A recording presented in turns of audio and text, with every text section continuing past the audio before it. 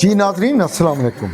आज हम आपको रहीम यार ख़ान के एक और तारीख़ी मकाम पर ले जा रहे हैं। ये तारीख़ी मकाम चौलिस्तान के सहरा में है।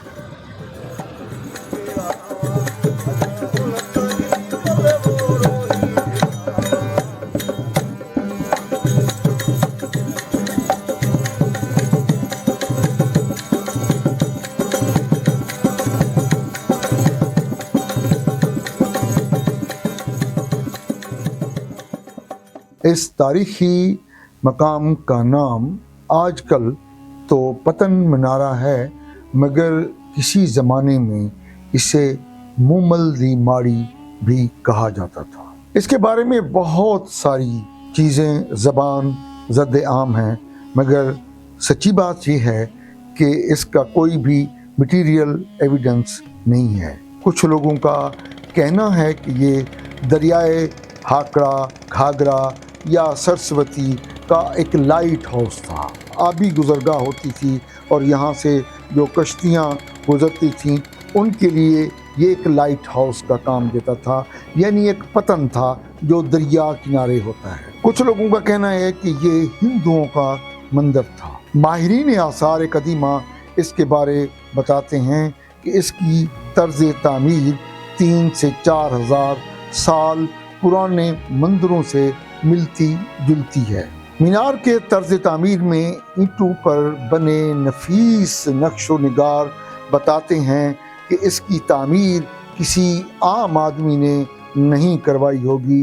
इस अंदाज की तर्ज तामीर उस वक्त के राजे, महाराजे या शहनशाह ही करवा सकते थे। माहिरीन आसार कदीमा ये भी बताते हैं कि ये 3 मंजिला मीनार था। इसकी 2 मंजिलें गिर गई हैं या गिरवा दी गई हैं। अब सिर्फ 1 मंजिल ही आन बची है। पतन मीनारा के सामने एक बुलंद टीले पर आपको अब एक मस्जिद नजर आती है, मगर यहाँ पर एक मंदिर था जिसे मुनहदिम करके मस्जिद तामीर की गई। ये कहने में कोई बात नहीं कि अगर ऐसी कोई कदीम तर्ज तामीर की इमारत किसी भी दूसरे मुल्क में होती तो वो उसकी बेहद हिफाजत भी करते और उसे सियाहों के लिए इतना पुरकशिश बना देते कि दुनिया भर के सियाह खिंचे चले आते। मुल्क को लाखों करोड़ों डॉलर का ज़रे मुबादला मिल जाता, मगर बदकिस्मती से यहाँ ऐसा कोई निज़ाम नहीं है। एक और मिथ भी है इस बारे में। ये भी कहा जाता है कि इसके नीचे ख़जाने के दफन होने की मुबहिम खबरों के बाद एक अंग्रेज़ गवर्नर ने इसके नीचे खुदाई शुरू करवाई थी। तो दौरान खुदाई कुछ नवादरात ज़रूर मिले, जिससे अंदाज़ा हुआ कि शायद इसके नीचे ख़जाना हो सकता है।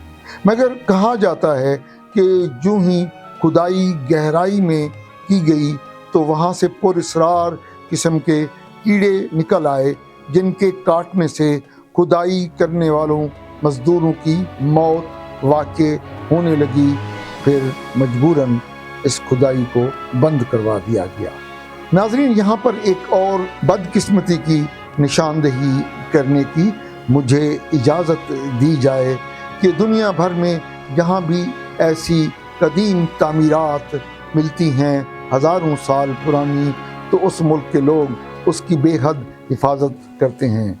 मगर आप यकीन करेंगे कि यहाँ पर सियाहों के लिए एक बोर्ड लगाया गया था और उस बोर्ड पर पतन मीनारा की मुख्तसर सी तारीख़ भी लिखी हुई थी। वो बोर्ड भी गायब कर दिया गया। और इसके अलावा आप ये बगौर देख रहे होंगे कि इसके साथ क्या हशर किया गया है। इसकी हिफाजत के लिए आप देखें कि अगर इसको 3 या 4 साल पहले इसकी ये सीढ़ियाँ वगैरह बनाई गई हैं, कितना नाकिस मटेरियल होगा जो 3-4 सालों में ये देखें कि अब ये टूट फूट का शिकार है। और इसकी हालत ज़ार आप देख लें।